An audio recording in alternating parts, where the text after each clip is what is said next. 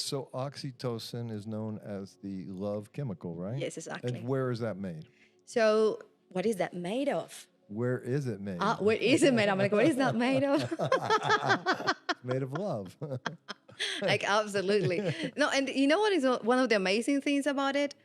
Hugging. Oh, I mean, beautiful. you hug someone with love. I mean, it's not just a hug like love. Right. No, a real hug. And your body produces it. Something that, for example, mothers, when they are feeding the babies, is one of those connections that actually are being created there. And that's why the babies are so close to their moms when they get sick or when they want something. It's being produced while they're actually feeding their babies. And it's so beautiful to see how, when we relate from love to people, we can actually increase the wellness, the well-being of our own lives.